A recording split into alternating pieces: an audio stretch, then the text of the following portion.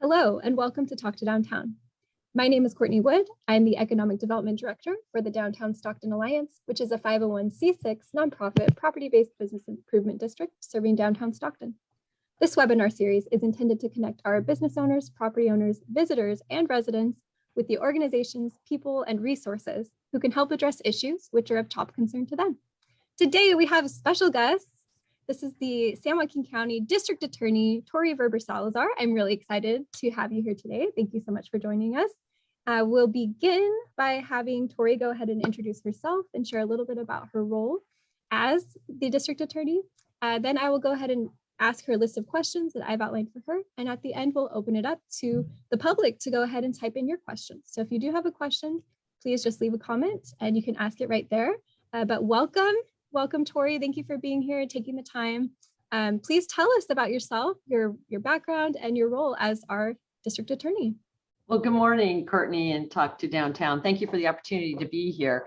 As you know, I'm one of the largest buildings downtown, and I have some of the largest numbers of employees in one location.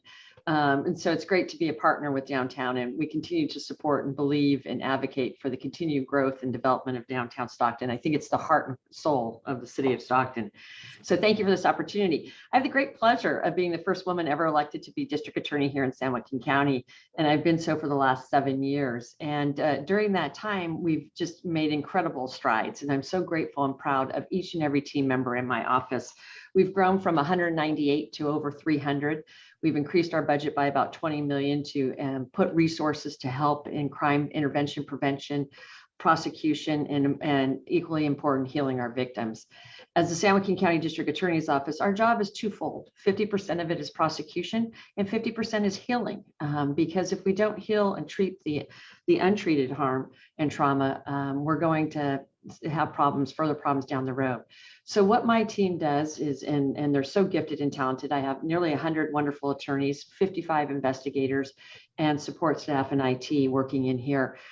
We have divisions in Lodi and Manteca to represent the North and South County, and we have a juvenile that represents our youth. And so all of those are working collaboratively with our community-based, faith-based groups to find better solutions, because the best tool we have is to prevent the crime from occurring. Because it prevents a victim from being harmed, from that neighborhood from being harmed, and our community and our economy from being harmed. Also, criminal justice is very expensive. It's probably second maybe to hospitalization costs. So we're a very expensive process, and we need to drive better results. So what my team has done, and I'm very proud of their courage, is they said, let's look at things and let's figure out if we can do it better and how we can do that. So we've implemented widespread change across the office. Not because we're soft on crime, just the opposite. We hold those accountable who do harm, and those who amongst us that just simply can't be in society because they're so harmful. But we also looked at what do we do with people with mental health and substance use, poverty-related issues, and how do we address those in a way that drives results? A lot of people's go-to reflex is to simply say, arrest everybody. Okay, but then they're coming back out. So what do we do when they come back out? How do we make that reentry look? And what does that look like? And are we spending our resources in the most effective way? And is it driving crime down? So I'm proud to say our office is the first time in the history of all of my predecessors to put together a data report on what we do here in the District Attorney's Office. And eventually we hope to get to a daily data report, our data dashboard, so that people can see every day what we're doing. So roughly between 20 and 24,000 cases pour in from the agencies. I'm the one law enforcement agency that does the entire county. The sheriff has the jail, but his patrol jurisdiction is just the rural county areas. Each chief has their city. I have all 780,000 people. So, and every aspect of what I do is working for them. So in our office, we prosecute anything from a misdemeanor to a murder. And a misdemeanor, most commonly, people think of misdemeanor domestic violence, driving under the influence, theft related, and all the way up to murder, attempted murder, robbery, rape, child abuse, sexual assault, elder abuse, financial crimes, real estate fraud. But we also have a whole civil division. I'm also responsible for the air, the water, and the soil. So I have an environmental team that takes on those who pollute and cause harm to our community. And insurance fraud, those who are using insurance for fraudulent purposes, or workman's comp fraud, those who are claiming to be injured. They're too psychologically or mentally or physically harmed to come to work, and yet they're out at the gym partying and riding their jet ski. So we do those cases. And we also do auto theft, because that is a critical crime in our community that really deprives people of their ability to make economic resources viable by getting to and from work and getting their family members to and from school. So we handle all of those cases, including statewide prosecutions for people for narcotics, human trafficking, guns, as well as agents or groups that are doing massive amount of environmental harm. So we have a very large umbrella. We also, since being here, built the first ever family justice center that has wraparound services for all of our victims, whether you filed a crime report or not. And we've tripled, nearly quadrupled our victim witness services since I started, to get more access to people, to help them with the journey through the criminal justice system. That's resulted in 20,000 people getting services or having contact with us last year, so that we're able to lift them up and restore them to whole, as well as putting $2.5 million in their pocket to restore them from the economic hardship that they've received. So as you can see, we're busy. Yes. Oh my gosh, what an amazing overview, and what a huge caseload that you've got. That's just amazing work that you've been doing. And it's amazing too that you're the first female district attorney. That's just thank you. wild. Well, I hope plan not to be the last, let me tell you. Awesome. Okay, so in your own opinion, why is the work of the district attorney's office so important for our community? Because we're the last step. If you're involved, a lot of people misunderstand what my job is. I don't set sentencing guidelines. Those are set by the legislation. Every penal code section tells you how much time an individual can get, or up to that time. So the judge does the sentencing. I don't release people from the jail. The sheriff is the only one under a court order that has the jurisdiction to release people from the jail or a state prison. I also don't do bail. That is, there's a bail guidelines out there that sets the amount of bail for each case, and that's what the court has to follow and comply with. So a lot of people think that I have a much wider jurisdiction than I do. I also am not an arresting agency. I do have investigators in my office, but they're here to do the end part of an investigation, not necessarily the arrest. So my investigators don't have black and white patrol cars that you commonly associate with law enforcement. They don't wear uniforms, they're in suits. And so we're at the end of the journey. So if you call 911, a crime, a harm, a crime, something has occurred that you feel you have to call 911. Law enforcement responds and they take a report. That report is then reviewed by a sergeant. And if there is an identifiable suspect and there's elements of an offense, that case gets pushed to me. So as you can see, I'm kind of at the end. People always come up to me and say, why aren't you arresting the homeless? I don't have that authority to do so. But, and we'll circle back to that question. But, so I think people don't realize I'm kind of at the end of the process. You've already been possibly arrested, an investigation has occurred, an attorney has reviewed that crime report and determined that we can prove it beyond a reasonable doubt that this person committed that crime. Then it is assigned to the attorney who's ever in charge of or working in that area. So we have a misdemeanor division, we have a felony division, then we have child abuse, sexual assault, elder abuse, domestic violence, organized crime, homicides. I mean, we have a number of specialized units that only do those kinds of cases. And so it would go to them. When that occurs, it's late in the process, and there's no turning back, because it's the harm has occurred and there has to be a remedy to it. And so that's where our job comes in, is what does that look like? What does justice look like? And what's so important about the district attorney is they have to be free and above, they can't be influenced by what's going to get me elected, what's going to make me popular, or this is going to be unpopular, or people are going to be unhappy. Every decision we make, 50% of the people believe in it, 50% of the people are unhappy with it, but you have to have the courage to make it. And you can't make decisions on what is best for me. You have to make decisions what is in compliance with the law. And that's our guiding light, is what does the law tell us? And are we in compliance with it? Are we meeting the threshold of that law? And can we morally and ethically stand up before the magistrate and say, we believe that we can prove this case beyond a reasonable doubt, and we're going to move forward on it. So it's critical, I think, this position, because you could use it, you could weaponize it. And that's why I never announce an investigation. There's a lot of people under investigation, trust me, but we never announce it because you don't know where that investigation is going to go. And if I announce today that Courtney, you're under investigation for talk to downtown because of X, Y, and Z, and 6 months from now, I find out, oh, that wasn't right. I've defamed you. And I have used my position to maybe to retaliate because I was mad about something or to get even with somebody. And the other thing too is, why would I announce I'm doing an investigation? Because the element of surprise is part of that investigation. I don't want people destroying documents. I don't want the shredder going full time. I don't want delete buttons being, delete and trash being used.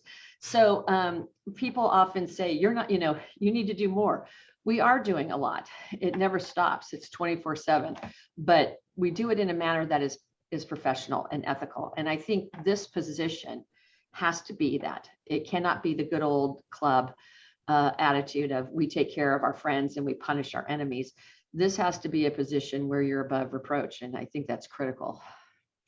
Wow. Yeah, it sounds like very amazing and important work that you guys are doing for our community. What aspect of it to you is the most rewarding?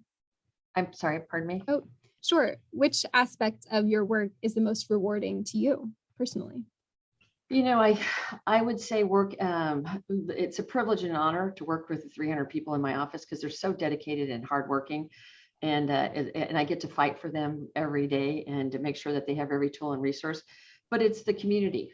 It really is. I'm out there all the time. I probably go to an event almost daily. Yesterday we were at McKinley School doing career day. Tonight we'll be at another event. This afternoon we'll be out with the homeless camps. It's, it never ends. And I learned so much from the community. And then of course, our victims and survivors. If you've been a victim or a survivor of a terrible crime, it would be easy to be angry and to be frustrated and to fill your life full of hate and vengeance. And I think we're all capable of that. We're all capable. But by and large, they turn to be the most brave and courageous people I know. They have kindness. They're compassionate. They want justice, but they don't want vengeance. And they want justice that's reflective of the harm. And they want an acceptance of responsibility. And they want assurances that this person cannot harm another person. And I think about that, to have such grace and to have such dignity under the worst of circumstances, and would be easier to be full of hate. They don't. I mean, it's a true miracle to witness the courage and grace that people have. I had a case where a woman made a hazardous lane change, and it resulted in a multi-car collision. And the axle to the vehicle dislodged, and pierced the gas tank, and it caused an explosion. And it was one family traveling down the freeway because it was the 4th of July weekend.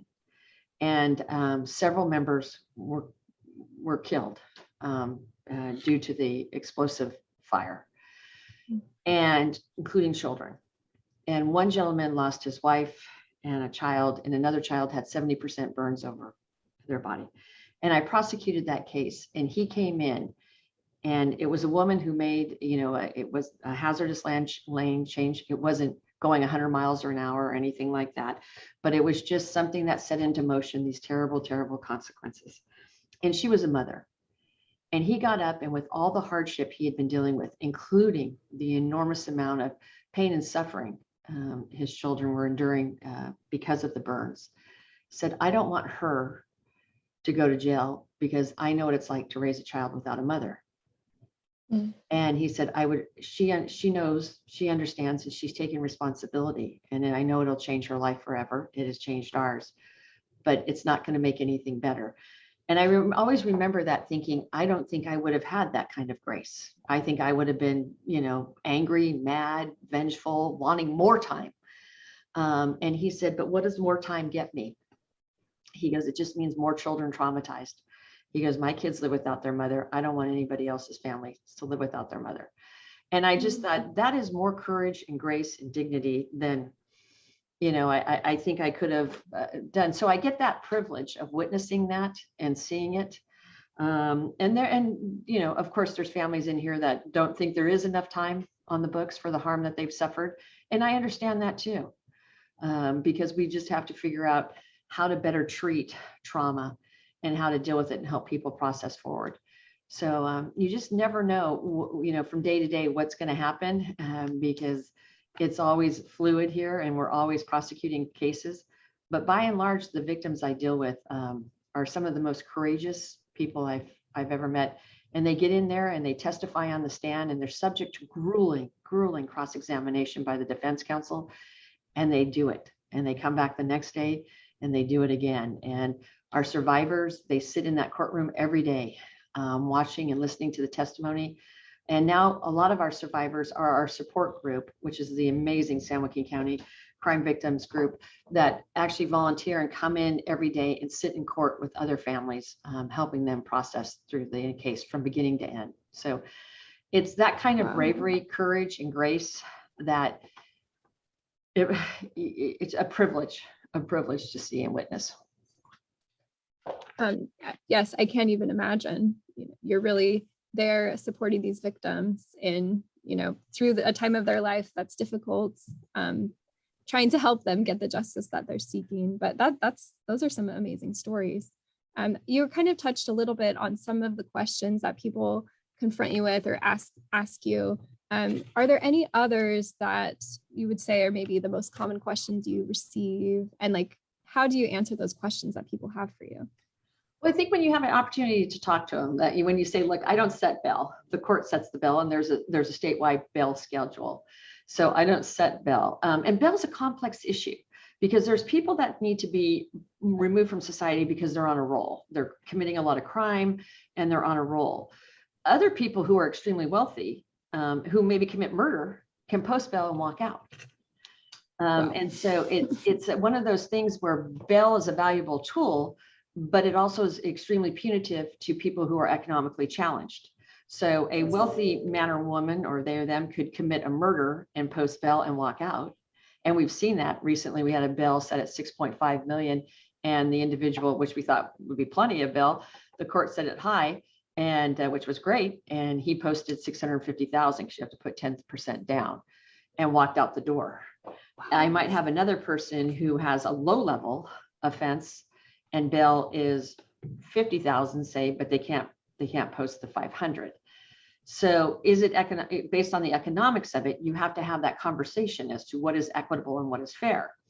And really, I think the tool should be, what is the risk to society?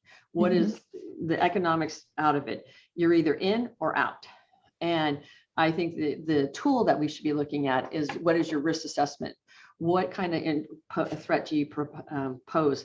We have people who commit misdemeanor domestic violence, but they're on such a roll that more harm is coming, and they're not going to get high bail because it's a misdemeanor. And so they are somebody that maybe we should be keeping in and raise the bail level, but by law we can't, because bail is set by the bail guidelines. And there's other people that are maybe had a 3, 4, 5 second to 30-second event, have no prior criminal history, but because of the conduct, they're going to stay in for an extended period of time because they simply can't afford bail. So it's a very tough question to figure out, how do we balance taking people out of society who are clearly creating harm and who are continuing to create harm and posing a risk to all of us, and ensuring they don't come out, and versus those who are being punished unfairly simply because they don't have the economics, and those who are benefiting from committing serious, violent child abuse, sexual assault, rapes, murders, but because they're wealthy, get bail and get out. So there is some inequity there, and we have to figure it out. And that's what we're kind of working on right now. What is the right spot? Because there are people that are committing low-level offenses, but are very dangerous and shouldn't be out. So we're trying to balance that and figure out what tools work best. The other thing, I think people want to blame one person for homelessness, and they're going to take whoever's in front of them at that moment. And other agencies are pointing the finger like, oh, it's her, it's him, it's them. It's not one person that's responsible for homelessness. Homelessness has been with us since the beginning of time. And we haven't really done a good job addressing it, leaning into it. It's a number of factors. Economics is a big, housing cost is a big issue, substance use and mental health, and the inability to get those resources. None of those are really my lane. I don't build houses. I am not part of the, economic situation. And substance use and mental health are not crimes unless you're under the influence or suffering from them and commit a crime. So none of those are in my lane, but I always get blamed for it. And as if this is not something I really is my responsibility. But we've leaned into it because about 8 to 10% of our cases that we prosecute involve the homeless. And I get that a lot of times, like, you're not prosecuting. 8 to 10% of the 14,000 cases I did last year involved the homeless. That's a lot.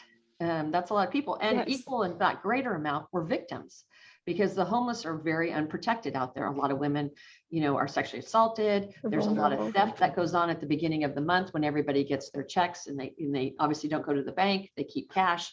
The organized crime goes through the camps and steals from everybody. So there's a lot of things going on there that we're dealing with, and we deal with them all the time. But in order for us to get out of this homeless issue, we have to stop blaming anybody. We have to start doing. I don't have time for your blame or your shame. I only have time for doing. So I try to focus on the doing. And part of that is I volunteer in the evenings to go out to the homeless camps.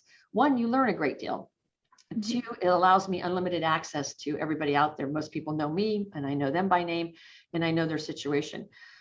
But it also shows me pathways to success. Some of the things that we could be doing instantly would be commandeering a space under the freeway and green walling it and making it a tent so that it's not visual to the community.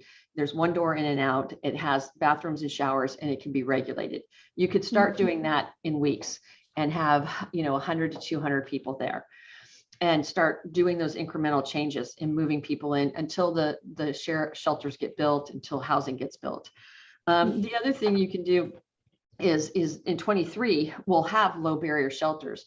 Many people know the Boise decision, and that was Boise decided to make an ordinance to ban camping, all those things.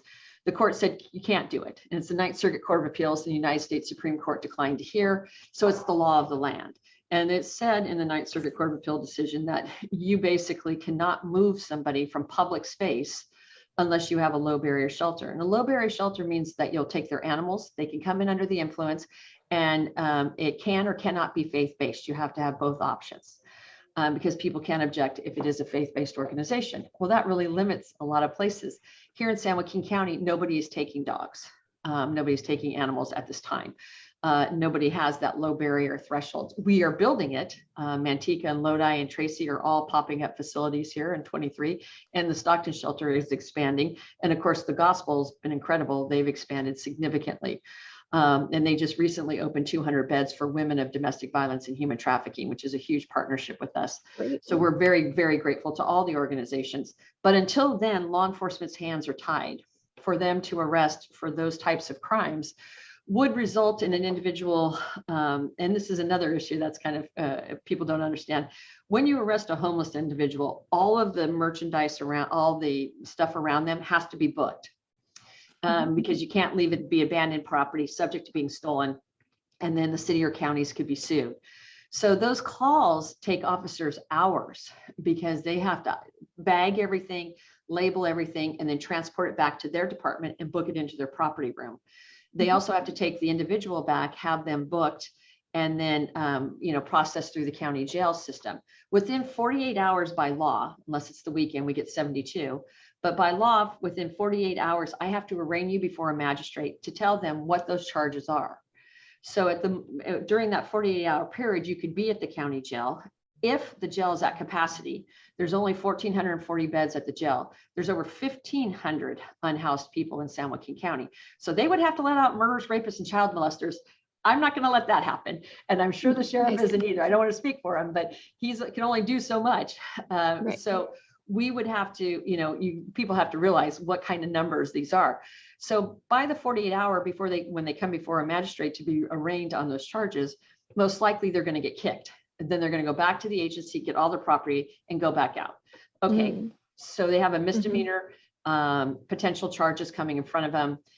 And that's about a $1,500 to $2,500 expense to get that individual to arraignment between my department, the court, the law enforcement that arrested him, the booking process, the jail, housing, all of that stuff comes to about $1,500 for sure, $2,500 if there's more complex issues.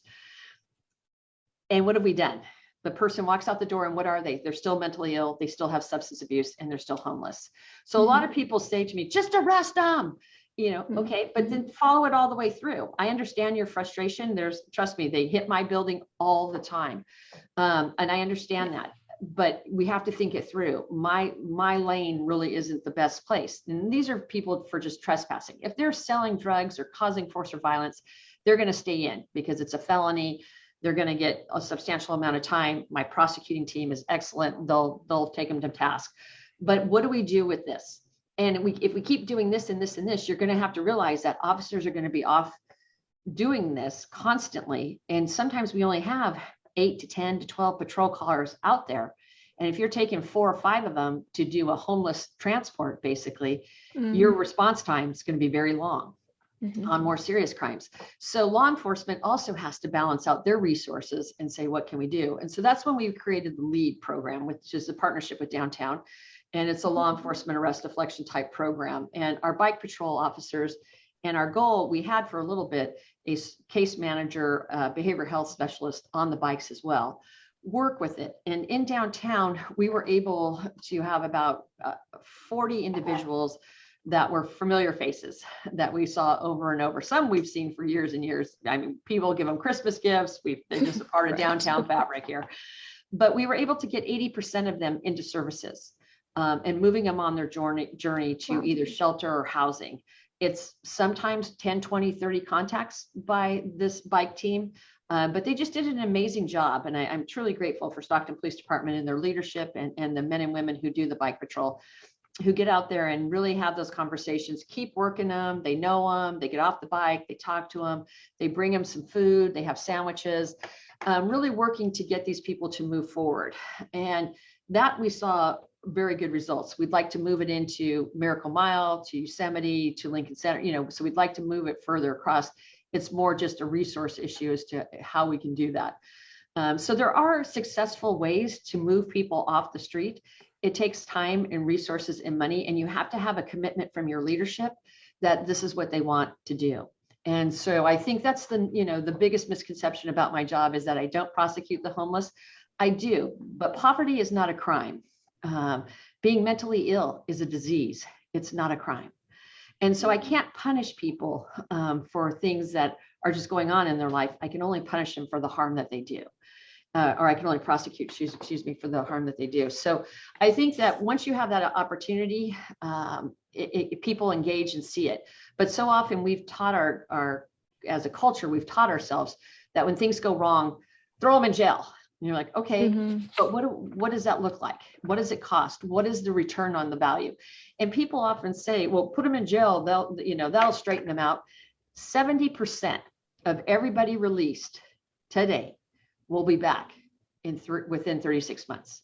So it's not a deterrent. It scares the bejeebers out of me. I have no desire to go to jail or prison, but it doesn't scare them. Right. And if we're sending them in as a thief and they come out a murderer, then we really have to look at the processes that we're using. We have to do more, and again, it's not pro-defendant or, anti-victim or any of that kind of stuff that you hear, which is just really false. And I'm very offended by it because it's an attack on my prosecutors, and my prosecutors are the hardest working people. And they care so much about this community. They're not soft, but they're also realistic as to what is the best way to utilize this. And also there's an economic responsibility. I could keep spending and saying, oh, I've arrested them all. And they're all right back in 48 hours. I've just spent hundreds of thousands, if not $1 million of the taxpayers' money and driven terrible result. So we have to have the courage to have those conversations and look at criminal justice and how we can make it better. Don't get me wrong. Those who cause harm are coming in and they're going to be here for a long time. But what do we do with the rest is where really the conversation needs to go. And get away from label calling. I think it's a way to end a conversation. Get away from that, and do the work.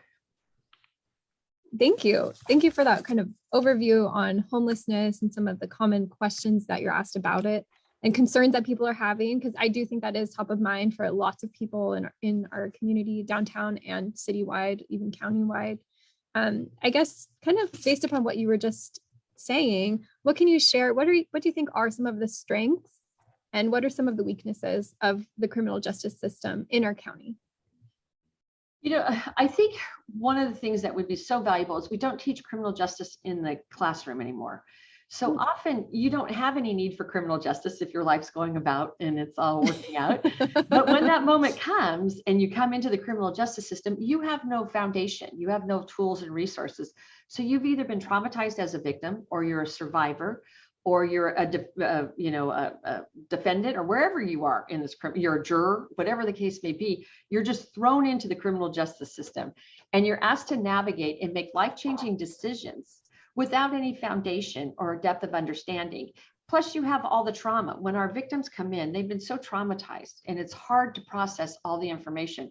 And we're going to come in and we're going to tell you about beyond a reasonable doubt and the complaint and what are the procedures. And we're going to have multiple court appearances. And then we're going to have a prelim and we have to prove that. And then witnesses, we're throwing all this in at one time. And people are like, wait, you know what I mean? I really don't have a depth of understanding, not because it's just never been taught. It's just never been taught, and civics are not taught in the classroom anymore to give you kind of that familiarity. So people come in not knowing and understanding the system and how complex it is, how slow it is. It is a very slow. And I think that is one of the worst things about criminal justice is it takes way too long and it's very traumatizing to our victims. It's very pro-defendant and it's not pro-victim. And I have been saying that for 30 years. And it needs to change. There needs to be more tools and opportunities and more representation and voices to be heard from our victims and opportunities for them to heal. We also need to put a substantial amount of investment. And that I'm very proud to have worked with Senator Eggman this year on a number of bills increasing access to mental health services, because harmed people will do harmful things to themselves and to others if it's not treated. And so we have to treat that wherever you are and whoever you are, we have to treat it because it's a victim prevention tool. And it's not, like I said, because we're treating anybody differently. It's because we want to reduce crime, and we reduce it by preventing it from ever happening. And by treating harm, untreated trauma, we really can help people move in a healthy way. Healthy families turn into healthy neighborhoods, into healthy economies. And so we really need to focus on that. So we did a number of bills this year, supported to get more access. We're one of 5 pilots in the state of California to get more access to victim witness services and more access to mental health services, because we have to deal with this. And I think that that's a big part of what criminal justice needs to do. We've been very fortunate. We're very far ahead of the game. We've had collaborative courts, thanks to the great Judge Flavianos, and Judge Murray and others, and Judge Eagle, a number of them that have really brought forth this, mental health court, family violence court, DV, we have a veterans court. And it's such a great example because many of our veterans came back suffering from the harm and trauma of war and military service, and they didn't get the services they deserved. And again, harmed people will go out and do harmful things. So we saw a number of veterans coming in for domestic violence and DUIs and other assaults and things like of this nature. And these are men and women who, fought for democracy, fought for me to become, have the ability to even run for office in a fair place where it's fair and equitable. And we owed them. So what we did is we pulled them out of the system. We partnered with Veteran Affairs here in San Joaquin County, and we do wraparound services, treating and addressing their untreated mental health, substance use, alcoholism, cognitive behavior, family reunification. We do all of those services, and we work with them for 6 to 18 months. And these case managers are just dynamite. And they really get these veterans to address the past trauma and how untreated it was, and get to the core of it so that they can return to their family, whole, and move them forward. It's a wildly successful program. We have little recidivism. Once they complete that program, they very rarely come back.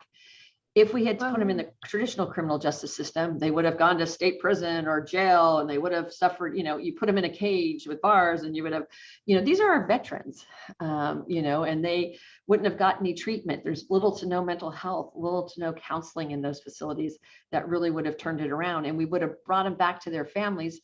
And what people don't realize about most defendants, their first victim is their family. But family doesn't call 911 on family. Very rarely. It's not until the violence gets so great, or it happens to a third party, or a person in the community, then 911 is called. But when you look at most people's conduct and you talk to their mothers or their sisters or their brothers or their children, violence is already in the home. And so and that's what we saw with our veterans. There had been a lot of issues prior to, and with a little bit of work and a little bit of wraparound services and some support, they're off conquering the world, and they're doing great things, and we owed them that. So these programs can work, and we saw it in our PNCC program, where, like I said, the recidivism rate is hovering around 15 to 30%, and on average it's 50 to 70. So doesn't it make more sense, instead of having these people come in, which we didn't want them to commit this crime to begin with, but if we go out and say almost two out of every 3 of you will be back, how's that a victim prevention tool? We need to change that. And so that's what programs like PNCC have done for young men and women under the age of 30 who get a felony. It's victim centric. The victim has to agree to the programming, or has the opportunity to agree to the programming and have input into it. And like I said, I think we're hovering between 15 and 30%, when we would more than likely be in the 50 to 70% recidivism rate. So we really are seeing some programming work. You're going to have the exception to everything. There's going to be somebody who screws it up and does something wrong.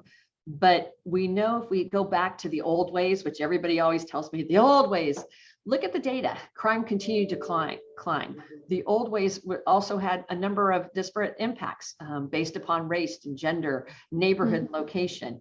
We can't go back to an old way that failed.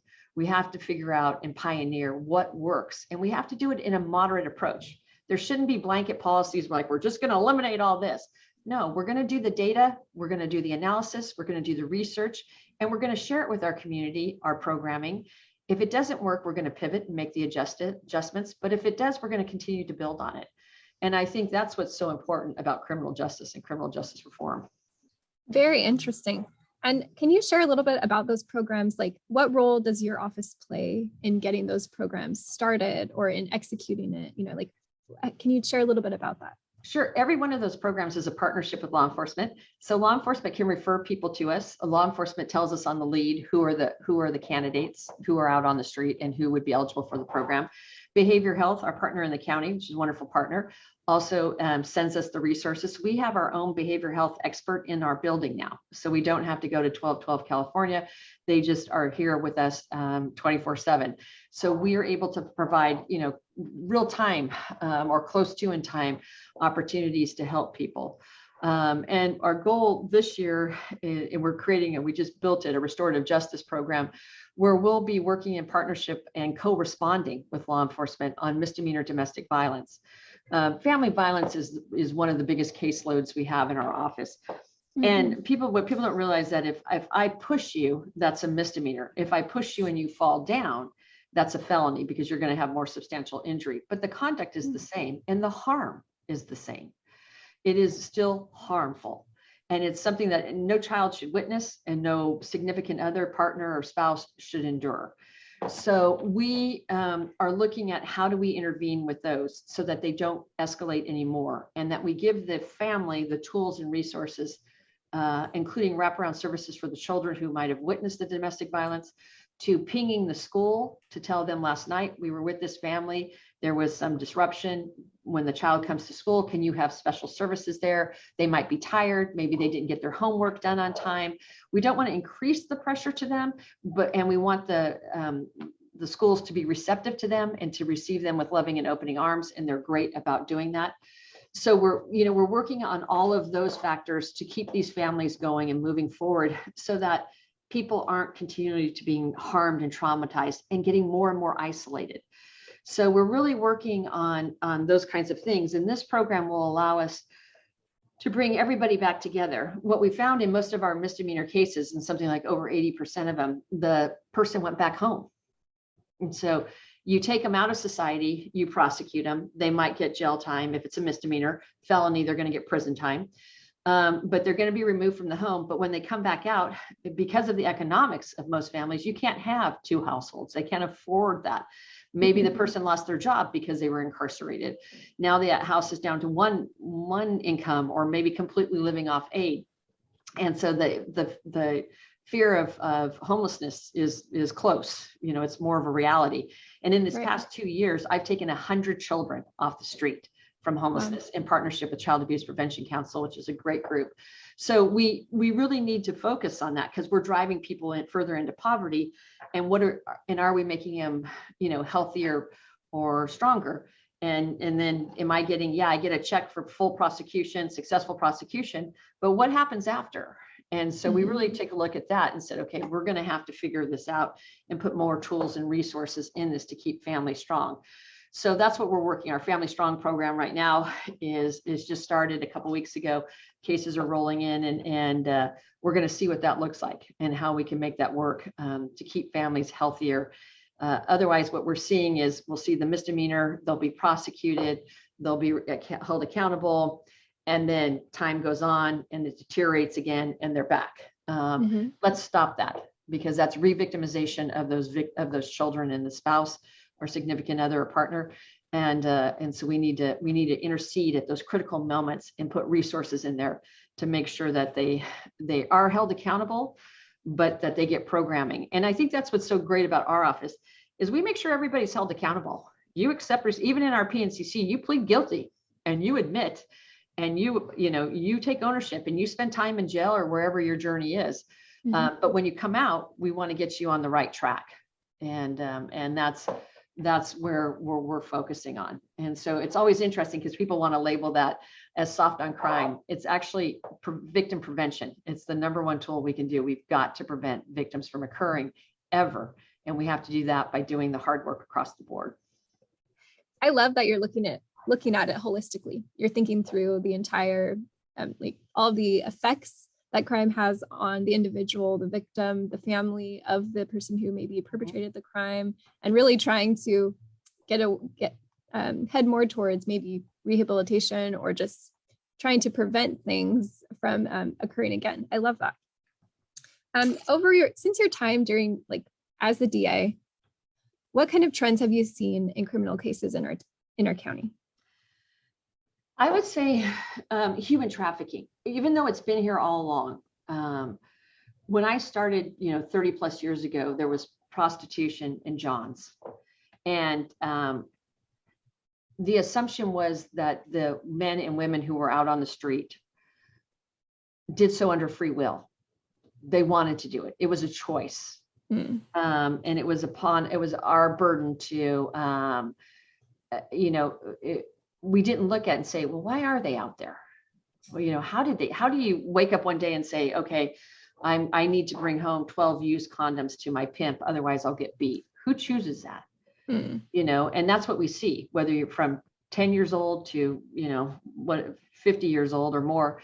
We see these, what used to be called pimps, now we call traffickers, beating their traffic victims for not bringing home 15 used condoms per day, not giving them food, not allowing them access to a telephone, and doing psychological damage as well as physical and sexual damage that is unbearable. So in the days we didn't see it, it was right in front of us.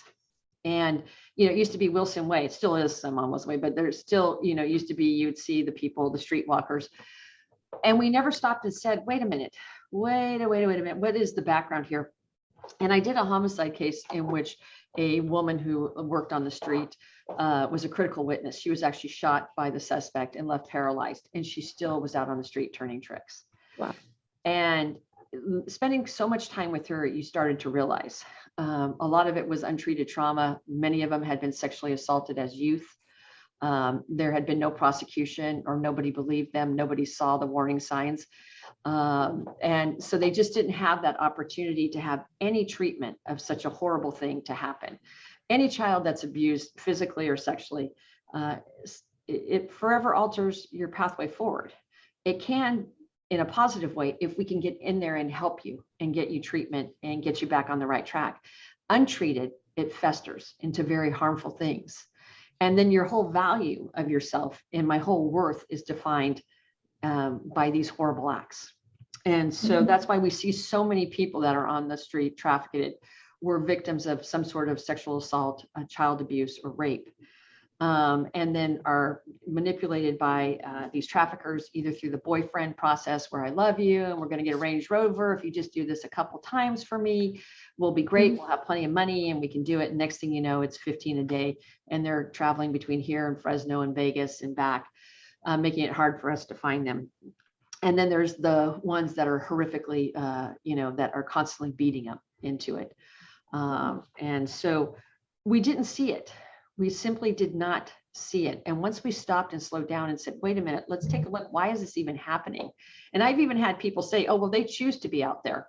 You're like, I don't think anybody of free will chooses to be on the street living that kind of life. It is we all have survival mechanisms. We're all hungry. We all need to make a living. And we're all subject to being under the influence of other people. We have cults and other things that people become engaged in. You can be manipulated and brainwashed into things, into believing that this is normal when it's not. So I think that's probably the biggest change I've seen, is that we've now realized that we missed so many opportunities in providing resources and tools to victims of trafficking. We also increased the penalties for those who traffic.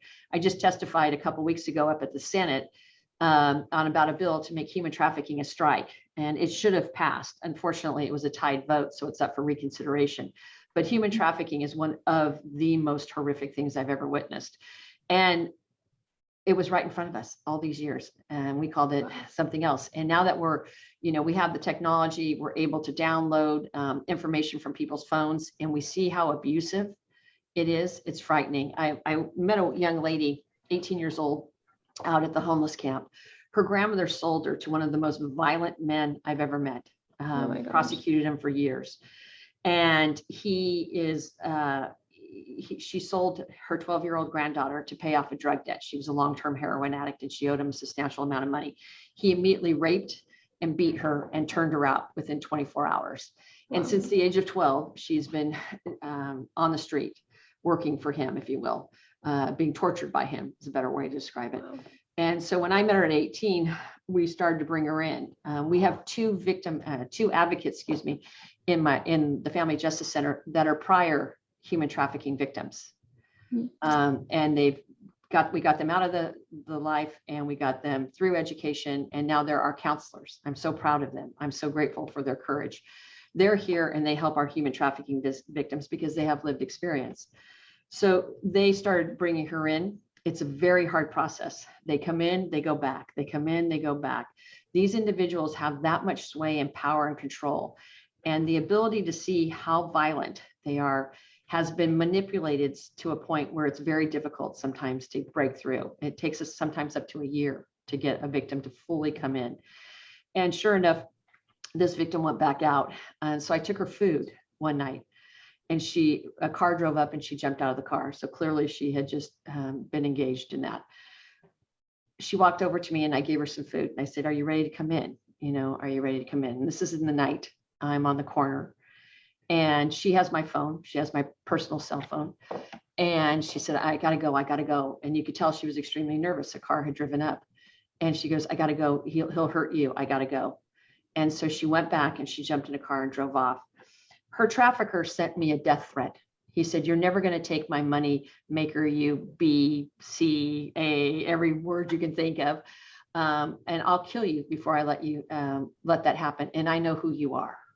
Mm. And so as the district attorney sitting in there, he was not afraid. I mean, these are how violent these people are. Fortunately, that's a crime. So we were able to arrest him. So I was like, thank you for the evidence. But that's how, and I thought then, that's how violent these people are. She's regularly, when we find them, they're regularly beaten. They're regularly forced to have unprotected sex. So we constantly are, getting condoms out there to help decrease the spread of disease.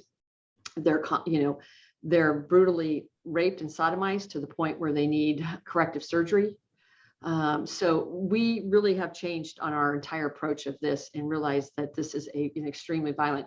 And I want to give people a heads up about this because I think it's so important. When you're in an area and you see a person who you believe is looking and is working the street, if you will, is being trafficked, call it in. You'll often see a person on a bike around them. That usually is the handler. So you'll see a person walking down the street, for example, and then you'll see somebody on the bike. The bike is usually the person who's handling the finances, if you will, is keeping control over the victim and making sure my team doesn't get to them. You might also see a car parked across the street with tends to be one gentleman or lady in it, one person, I should say. And that person is usually monitoring, keeping that constant watch. And that's how it's easy for them to manipulate people, because can you imagine every minute of your day, somebody's watching you, monitoring you, demanding more of you, manipulating you, controlling you. We would all fall prey to this. So we really need to report it because it lets law enforcement know that in this area, we either have a house or we have a location that is being used. And the people that are trafficking, who purchase these boys and girls and women and men, know where to go. And that's how we're able to arrest and apprehend them.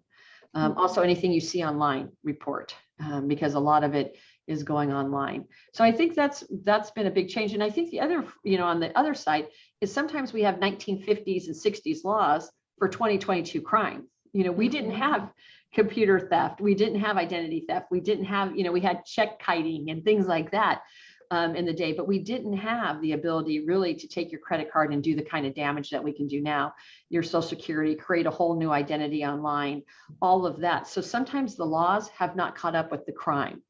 And the other frustrating part is because identity theft is so driven by organized crime, international. We just got a presentation the other day on how they'll take, when you go to your ATM and you slide it into the machine, they literally put a replica on top of the machine that's a reader. And so when you're sliding your car in and then you're doing your PIN, they take a small strip about 1 inch wide on the side of the machine, and it has a little camera. So they're reading your strip because it's a scanner basically, and they're videotaping you as you're putting in the number. Because you're looking around going, no, nobody's here. I don't have to cover my hand.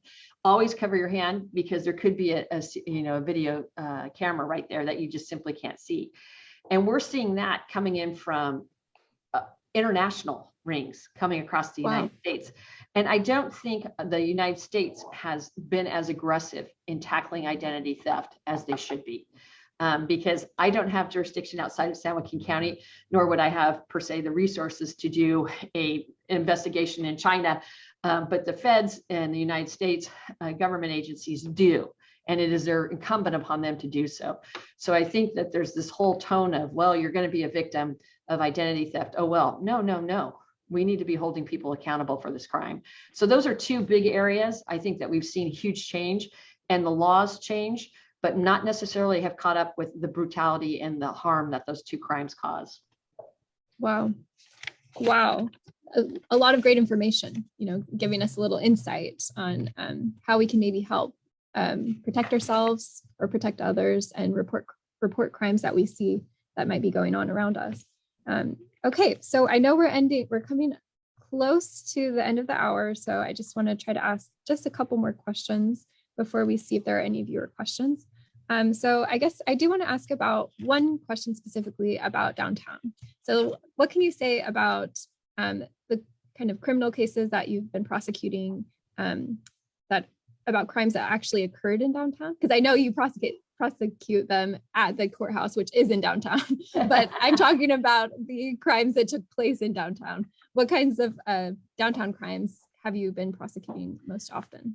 You know, we see some loitering and trespassing, disturbing the peace, those types of crimes. When it's more serious crime, it's not per se that it's associated with downtown. It might be there's an ongoing feud or dispute, and then the ultimate location of where the crime occurs is downtown. So it's not downtown people per se, it's people that are coming through the area when we see the more serious crime. So what we have our business alliances. I think we have like 19 in Stockton alone, or 12 in Stockton alone, and then we have them throughout the county.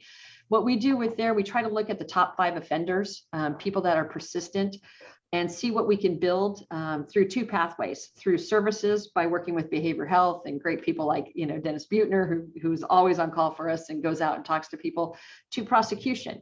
And it might be that there's multiple cases that we have to pile together.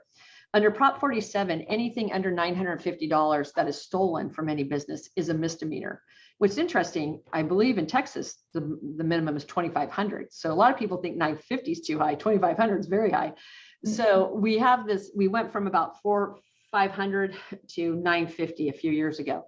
But what we can do is if you go into, one store and you take $400 and you go into the next store and you take $600, together the aggregate is over $950, and I can charge the felony. So we do have we've had some modifications to that. So it's important that people report the crime, because sometimes they're like, oh, it's only, it's $100. No. Report it. You can even go online and do a report for Stockton and the sheriffs and the other agencies. You can call the non-emergency number, or you can call 911, because it also tells us that they're in your neighborhood. And what's so important about this is if they come to, downtown or Yosemite or Miracle Mile or Lincoln Center, we need to know, because if they come and you don't report it, they'll keep coming. So we need to be, and then we can set up sting operations. We can, if cars are being stolen, we have bait cart. We have all kinds of tools and resources that we can use to apprehend suspects, but they do come in a swarm. There are people that steal because they're hungry and they need food. Then we need to pivot them into resources to make sure that they understand that you can't commit a crime and be held accountable for that. But we also need to say, this is where you can get food. This is where you can get resources. And there's lots of places in the county that it's a very, very generous county, incredibly generous. But those who are more organized, we see them, they drive up Alta, Victoria's Secret. Those are big online. Stop buying it. People are like, oh, I got this great deal. Well, that's because it was stolen. So by buying it, you're putting money in the hands of the criminals. You're giving, and so I tell people that all the time. If I told you I just stole this money or stole this property and you can buy it from me, you wouldn't buy it, because you're like, I'm not participating in a crime, and what you did was wrong. When you're going online and you're purchasing these items that you're like, that doesn't make sense. Why is it so much cheaper? You're purchasing stolen items. Interesting. And if you want to purchase something, then go to the store and buy it. So you really have to, we all have to become engaged in this. Criminal justice is a large circle. I tell everybody, we're constantly trying to make the circle smaller. We do that with you, the people, through community-based organizations that do programming for intervention, prevention, education, awareness, substance abuse and mental health treatment, to reentry. They do it all. Same with our faith-based community. They do a fantastic job. And they're really preaching on the pulpit on these Sundays about gun violence. And I'm very grateful for them, because gun violence has to stop. And we have to stop the flow of these guns into people's hands that do not, should not, and can never have them. And so we have to work on that. And then we look at our community reporting crime. And some people say, well, I report and I didn't hear anything back. That's probably true, because most crime is reported and it goes through the process. If the suspect walks in the first day and pleads, the case is done and over with, and there's probably not a lot of communication. We need to do better on that. And we always are thinking of ways to do that, and letting people know that there is a case and what the results of those cases are. So we can do, by working all together through all of those organizations, through our amazing partners at law enforcement. We're very grateful, hardworking, dedicated people who risk their life every day for us, out there hustling and making change. And then coming up with better ideas and solutions, because we know what doesn't work. So we shouldn't go back to it. But what we do know is what can work and what works for San Joaquin County, not other counties, but what works for us. And so that's where I think we really need to focus our resources and to try to continue to reduce the impact, because it is a victim prevention tool, plain and simple. Amazing.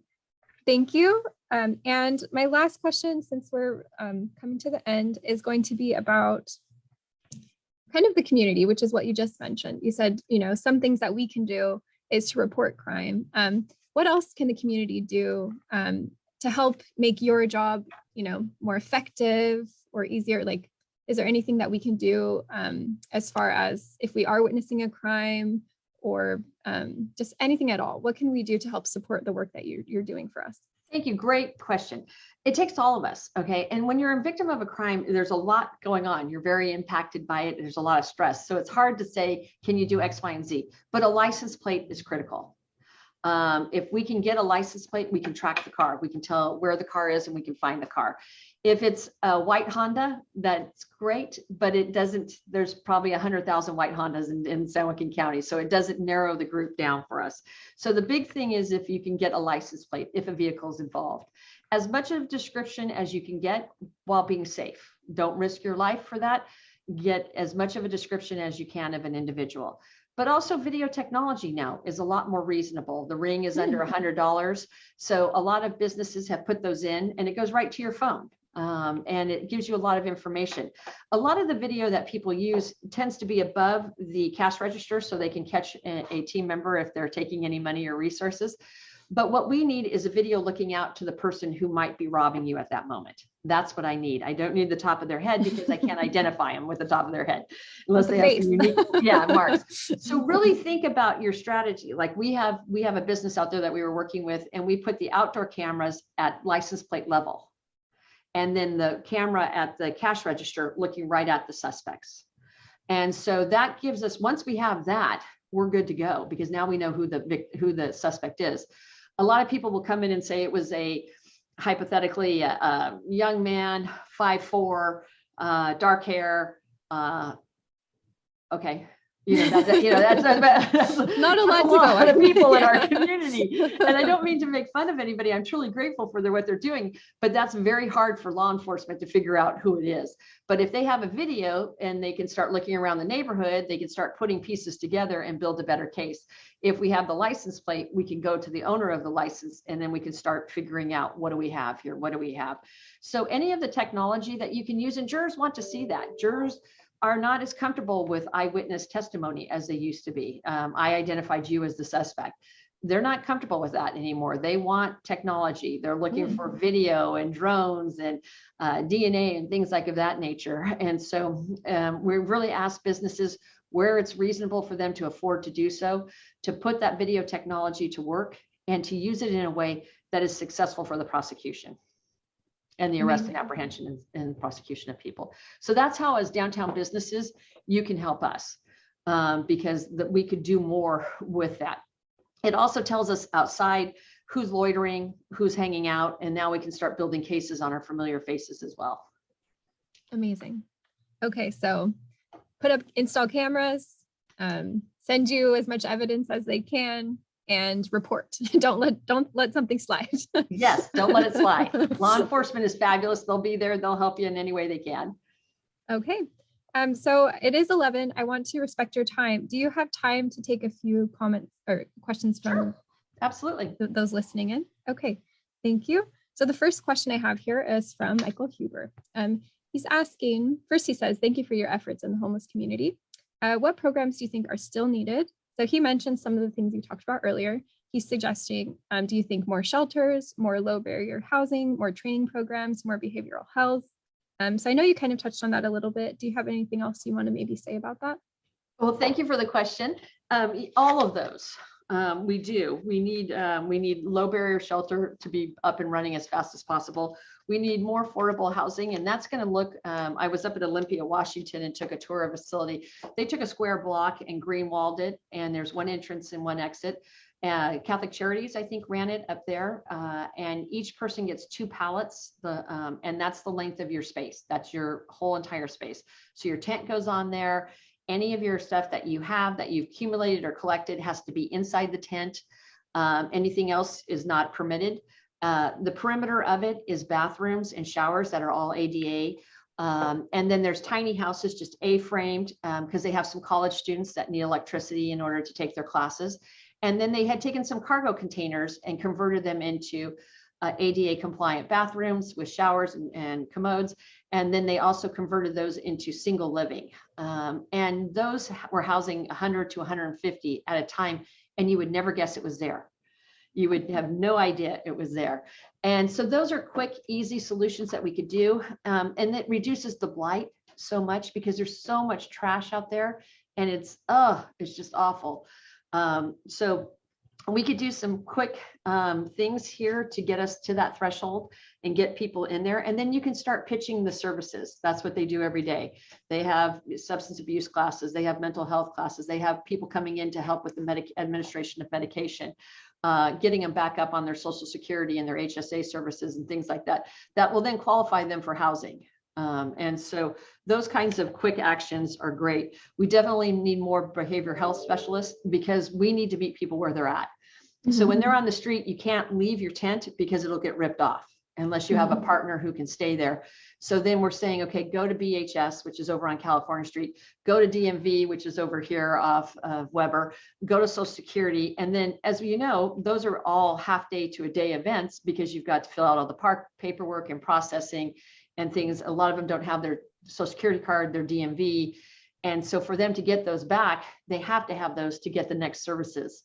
So it kind of creates this cycle where people can't get help because they don't have the identifying information to qualify for HSA or BHS or for Social Security and things like that, which is, we have to prove that who you are so that there's not fraud. So I understand that, but we need to have mobile DMV, mobile Social Security, and mobile HSS so that there are vans that are going out to these communities, getting people stabilized. Once we can get their economic stabilized, we can even look to financial conservatorship. And then that way we can start getting housing and make sure that they make that payment every month.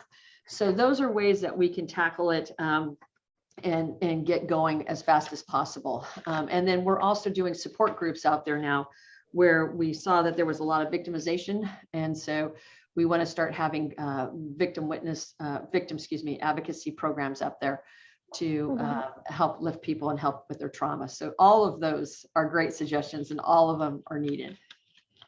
Amazing. That's such a great point. The fact that you almost need to bring it to them so that they, you can't just ask someone to walk 10 blocks and expect that they'll actually arrive to a DMV appointment or something like that. Gotcha. Okay, and there are just two more. This one is from Sean Chatrap. He says, "Hi, Tori, thank you for your work. Has the increase in housing and people moving to Stockton from other areas like the Bay Area impacted your work? Furthermore, from your experience at the DA's office, where do you see Stockton's future in the coming years?" Great questions. Yes, we've seen a big number of people move in. I was just out at Mountain House, which, just started 20 years, less than 20 years ago. I think it started 2005-06. And they had just sold a house that was listed for 1.5 and it sold for 2 million and just sold a townhouse for $1 million. And they have the largest tax base contribution to the county now. So, I mean, that's a city that built up really to help commuters, to get them closer to the Bay Area, closer to the Altamont, San Jose, Livermore, San Francisco, and stuff like that. So, you're seeing these communities coming in and it's been wonderful because we've received all these incredible people into our community where it's the most diverse city is Stockton and therefore the county is very diverse. All of these cultures have come in and shared their culture with us and have these incredible, wonderful events. So there's been so many positives to having it. The problem I think we've had is we haven't been able to keep pace with it. And the demands have become higher and higher and the costs have just skyrocketed. It's very hard for first-time home buyers anywhere in the county to find a reasonably priced house.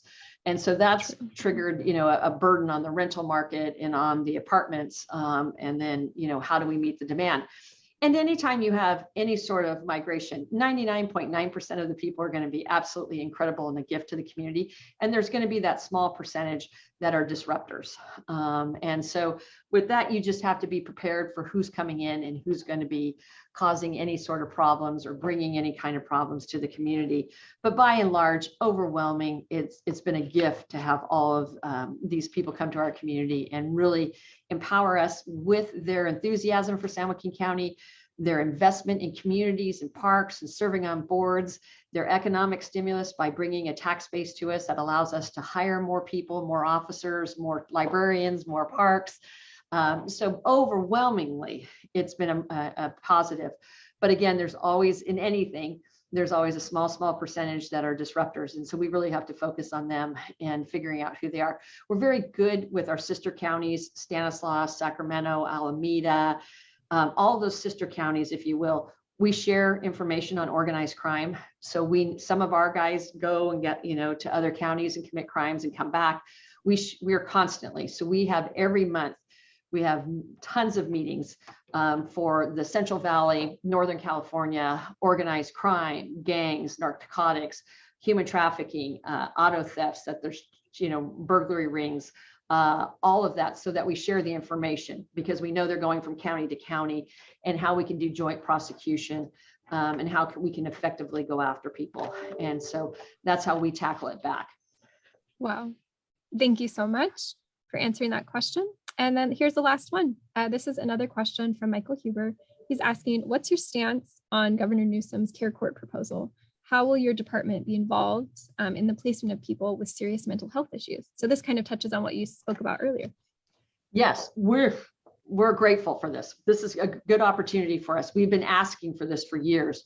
And part of it in our proposal that we've already submitted is to have the resources on the street. So like we said, the Social Security, DMV, HSA, and criminal justice would be on the street, so that we could get people moving forward and getting them up and running.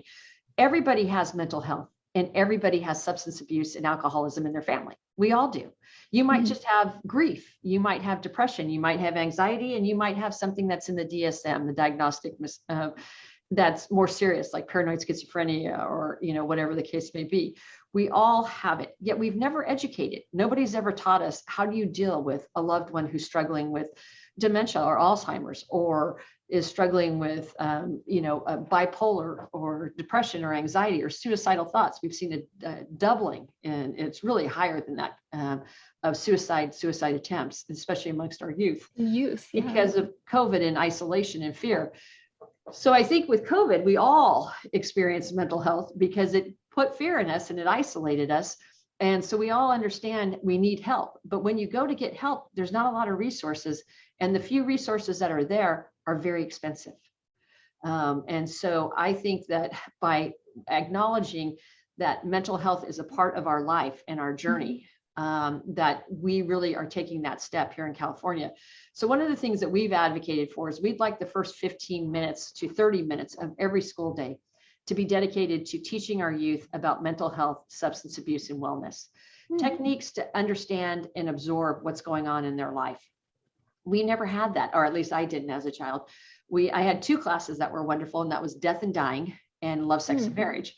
And both those classes had real life experiences, because nobody teaches you how to grieve. Nobody teaches, and it's all very individualized. How are we going to process this? How are we going to handle it? Is it, what is right? What is going on? A lot of the things that occur in our life can be self-treated. We can have support groups. We can have talk therapy online. We can share, we can journal, we can do creative outlets, and that'll help pass some of that harm. But some of the mental health that we experience as individuals needs more treatment, needs maybe more an expert to sit down with, maybe medication, and maybe lifetime plans. We do that when you have diabetes. We do that when you have cancer or leukemia or anything else like that. We say, okay, we're going to look at nutrition. We're going to look at exercise. You're going to have ongoing insulin treatments. You're going to be regulated. We're going to do X, Y, and Z to ensure your physical health. We don't do that with mental health. No. We have this whole, oh, no, we can't. Well, that's not right either. I get so frustrated when people advocate for some of the things that go on the street, because I'm like, well, then you go out there and live there. How could this be better for us to leave them on the street and allow them to deteriorate more than to start moving them into shelters? And sometimes the brain doesn't have free will. Sometimes the brain has got a disease that is telling them and giving them all the wrong advice. And we all have a family member like that, that you're just like, come on, move forward. And so this kind of money and programming will really allow us to put in best evidence practices and get resources to everybody. Because I go to the school, and often I'm at schools, and a young child said to me not a while back, my friend said that she's going to commit suicide. This is a fifth grader, sixth grader. Wow. This is a young person. So I went to the principal and I said, let's talk. What are we going to do here? She goes, she's one of 1,000 on the list to see a counselor. And I thought, well, that's when I realized that we have to do some self tools. I mean, here's a child that's raising their voice and telling us this. And we've got a wait list. So we really need to be able to educate. And I went to a class in Lodi High School, and this amazing teacher said, be there at 7:15. I'm like, okay. And we got there. You're like, that's early. But 7:15, they start class out there. And so we live out there, so we were, but they had the first 30 minutes is all of this. Sometimes they talk about domestic violence at home. Sometimes they talk about breakups because it's traumatizing when you're 15, 16, 17 years old. They talk about, sometimes they do their homework because the rest of the day they're going to be too stressed and they're not going to learn anything, in her opinion, if they're always worried, I got to get that homework done. I got to get, so they're not listening to the class. They're listening to what their brain's telling them. Some of them are dealing with substance use or, living with a grandparent that needs 24-hour care. That's all stressors. And so she allows them in that 30 minutes to grow, to learn from each other, to get tools and resources, and to grow. The class at 7:45, she plays the Green Acres song, and the class starts. The most empowered, brilliant kids I've seen. I mean, they are ready to go. They've had a minute, they've had an opportunity to learn, and they've had an opportunity to become empowered. And it's not a perfect solution, but it was a darn good one. And so we're really looking at those kind of opportunities, is really teaching people how to deal with it. Because again, most mental health crisis occurs in those teenage years when you're first starting to notice it. You might have, upon reflection, seen it earlier, but at that time, that's when it becomes more visible for a lot of families to see. Now you're under the stress of the event. You have a child who's suicidal, a child who's severely depressed, and you're like, what do I do? Where do I go? And you just start calling. You're online, you're Googling, because nobody's taught us, what do you do? Nobody says, okay, take a deep breath. We're going to implement a plan. Let's talk to the experts. Let's get people lined up. When I had a loved one who suffered from depression and had suicidal thoughts and tendencies, I called 15 counselors. Only 3 called me back to tell me that they had no room. I had to go through a friend of a friend of a friend of a friend, and their mom got me in to see a person. It's $275 to $300 an hour. And some weeks they need to be there multiple hours a week. How many families can afford $300 to $1,000 a week for care? Very few. 25% of the people in the valley live at or below the poverty level. So that isn't a tool that's accessible to people. It's not available. And we don't tell people with diabetes or cancer, well, if you have money, you can get treatment, but if you don't, you're on your own and good luck on the street. And that's what we've done to mental health. We've said there's mental health for the rich treatment, but there's not for the poor. And same with substance abuse. A live-in residential program runs about $15,000 to $100,000 a month. Yes, you can afford impossible. That. And you miss work, and you're stigmatized at work for missing it. So we have to lean into this because it is in every family in America.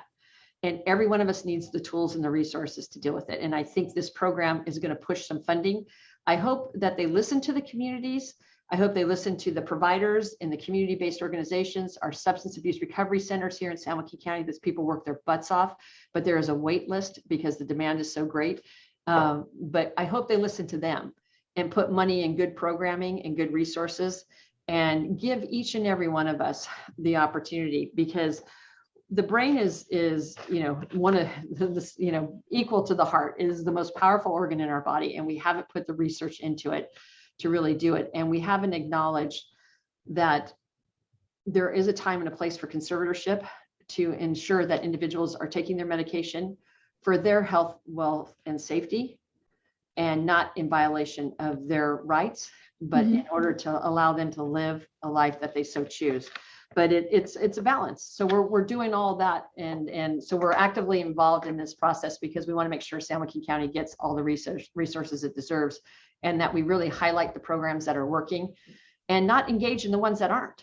That's another thing that drives you nuts in government, is when you see money go to organizations that shouldn't get it. We need to, the people that are doing the good work and getting it done, they need to get this funding and support them and expand those services. So yeah, I think this is a great opportunity, and I'm glad that somebody's finally having that conversation that we need statewide gutting and rebuilding of all of our substance abuse and mental health services, educating and empowering our communities, putting the tools and the power of the people to heal. And then when they need those additional services, making sure they're available. There's a lot of great work out there, and that needs to be lifted up. And so I think there's some really good stuff coming our way. I completely agree with you. Totally agree. So that's it for the questions. Right. So thank you for answering all of our questions, Tori. Do you have any last words that you'd like to share with the public about anything that you do at the DA's office, anything you'd like the public to do, or just anything you think they might want to know?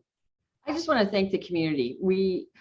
The last 3 out of 4 years, we're one of the only counties in the state that has dropped our homicide rate by 30 to 40%.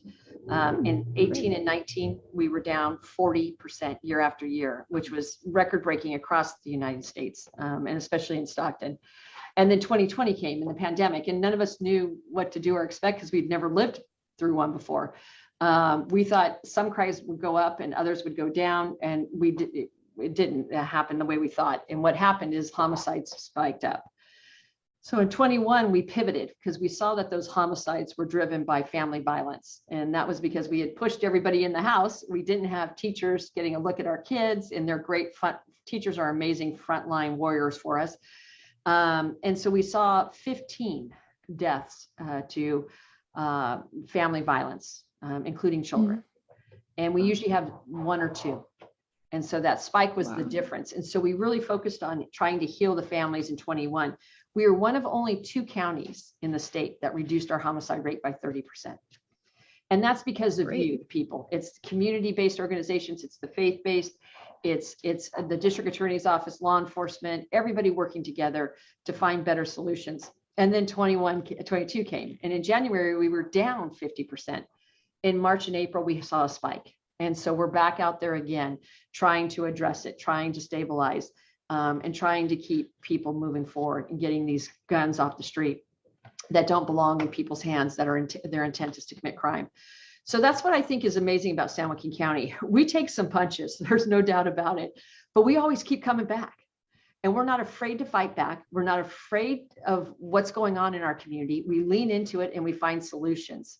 And I think that was what was so powerful about seeing this tremendous spike, having 2 years of tremendous success, and then having it just taken away from you in a heartbeat, instead of just giving up and saying, oh, I don't care, this is a mess, leave it alone, let people do what they're going to do. San Joaquin County said, no, we're going in harder now. We're going to go in. And we were one of only 2 counties to reduce it by 30%. And again, now we see this spike, and how and why it occurs is a subject of many conversations, but we are rallying together. I saw people on the pulpit on Sundays preaching about, solving things through conversation and not through fist or violence or guns or knives. We're seeing our community-based organizations getting out into those neighborhoods who have been hard hit where homicides occur. We're bringing resources and counseling and food to those neighborhoods to make sure they know that they're safe, because crime is contagious, and homicide in particular is contagious. When it starts, you'll see, and it'll just keep rolling. It's almost as if it gets in the minds of people and it just spreads. So we really have to be able to intercede and stop the spread of the disease, and to make sure that we're using every tool and resource. We also need to make sure that we're successfully arresting every individual who commits this harm. Those cases have to be solved. And in order to be solved, they have to have cooperation from witnesses, the latest technology and information available to do so. But here in San Joaquin County, people never give up. And they also never say no. You can call people and say, I've got hungry people. They're like, come over and get groceries. I have a family that needs a couch. They just got off the street and they're going into an apartment. Come pick up my couch. They can have that, or I'll donate a couch. I have never heard no from anybody in this community. They always say, how can I help? And when things get tough, they say, let's roll up our sleeves and get tougher back and make sure that we can change this. So I'm so grateful to the people of San Joaquin County for everything they do every day, for never giving up faith, for always standing behind and working with us. and supporting us on this journey. And our goal every day is to deliver justice and make sure people have access to healing tools to help them treat their trauma and address past harm. So thank you for this opportunity. It's been one of the great privileges of my life to be the district attorney here. Amazing. Thank you so much, Tori, for your words. And thank you for all the work that you've been doing, to support our community. It's amazing just hearing today all of the huge amount of work that you guys have in your department and the great progress and success that you've been making. So I really appreciate the work that you do. And I also want to thank you for being our guest today on Talk to Downtown. Thanks for taking the time to answer these questions, share with the community more about what you're doing. And thank you, viewers, for tuning in. So at this time, I'd just like to remind everyone that this video is going to be uploaded to YouTube to Talk to Downtown playlist on our channel, which is Downtown Stockton. If you're watching us live on Facebook, then you've already found us there, but we also have Instagram at Downtown Stockton and Twitter at Downtown STKN. And with that, I would just like to say thank you again, Tori. I really appreciate all the time that you put in today. And thank you again, audience. I look forward to seeing you all again next month. And with that, I'll say, have a great day, downtown. Thank you. We'll see you at Flavor Fest this weekend in downtown.